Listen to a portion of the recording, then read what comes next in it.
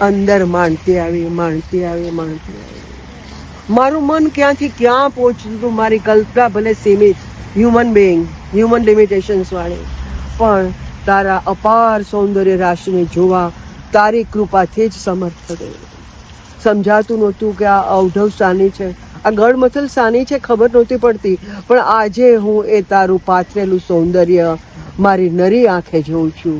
અને આની અંદર જ હે માં, તું મને નરી આંખે દેખાય તો, તારો સાક્ષાત્કાર થઈ જાય તો, તને અનુભવું તો, તને સ્પર્શું તો, તારી સાથે વાત કરું તો, તારી સાથે સંવાદ મળે તો, આહા, મારા જીવનનું કલ્યાણ થઈ જાય.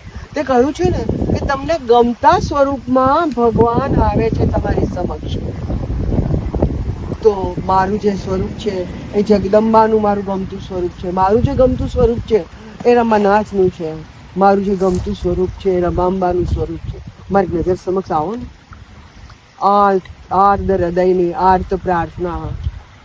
કંઈક તો ઈશારો આપો, કંઈક તો સિગ્નિફિકન્ટ આપો. તમે છો, કંઈક તો બતાવો. જો તમે સર્વત્ર છો તો તમે અહીંયા પણ છો. કંઈક આપો. હા, લાગે છે કે તમારી કૃપા વરસે છે. એમાં ભીના થવાય છે, એમાં ઓગળી જવાય છે, એમાં વહી જવાય છે. મારું અસ્તિત્વ ઓગળતું જાય છે, ઓગળતું જાય છે, ઓગળતું જાય છે. તારા પ્રવાહમાં વહેતી જાઉં છું, વહેતી જાઉં છું, વહેતી જાઉં છું, ઓગળી જાઉં છું, પીગળી જાઉં છું, ઉભરાઈ જાઉં છું. હવે તારા સિવાય આ સમસ્ત જગતમાં કંઈ જ બચ્યું નથી. મેં જ કહ્યું છે ને, જ્યારે નામ સ્મરણ કરો ત્યારે ભગવાનને ચિત્તમાં રાખો. તો બીજા વિચાર આવે તો લીલા ચિંતન કરો. પછી કૃષ્ણની કોઈ લીલાનું ચિંતન હોય, કે પછી એ કાલિય દમન હોય, કે યમુના કેલી હોય, કે રાસ વિલાસ હોય, શરદ પૂનમનો રાસ હોય, ગમે તે હોય, તમને ગમે એ પ્રસંગનું ચિંતન કરતા કરતા નામ સ્મરણ કરો તો એ તમારી સમક્ષ સ્પષ્ટ થઈ જાય. આ બધું તો ઘણી વખત કર્યું, પણ હવે અમને તો એક આ રમાનાથ સ્વરૂપ ગમી ગયું છે. એ ફાવી ગયું છે, જચી ગયું છે, એમાં ઓગળી ગયા છે. તો એ સ્વરૂપ અમારી સમક્ષ સતત ને સતત રહે, અમને ગાઈડ કરતું રહે, અમને દર્શન આપતું રહે, અમને સંવાદ આપતું રહે, અમને સાક્ષાત્કાર આપતું રહે, અમારા જીવનનો ઉદ્ધાર કરે. અમે લાઇટ વેઇટ થઈએ, દ્વંદ્વોથી પર થઈએ. અમારામાંથી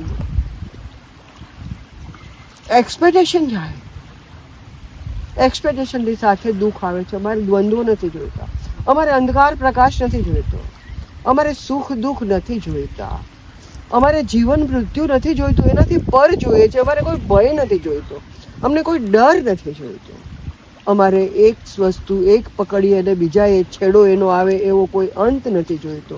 અનંતની સરિતામાં અનંતની અંદર અવગાહન કરવું છે, જેની અંદર માત્ર ને માત્ર મુક્ત ઉડ્ડયન છે, લાઇટ વેઇટ, બર્ડનલેસ. બર્ડન બધું નીચે મૂકીને મુક્ત હવાની અંદર, મુક્ત આકાશની અંદર મુક્ત મને ઉડવું છે. કે છે ને ભાઈ કે તું ગીત ગાતો ગાતો જા. ના, પણ મારે ગીત ગાતા ગાતા જવું છે.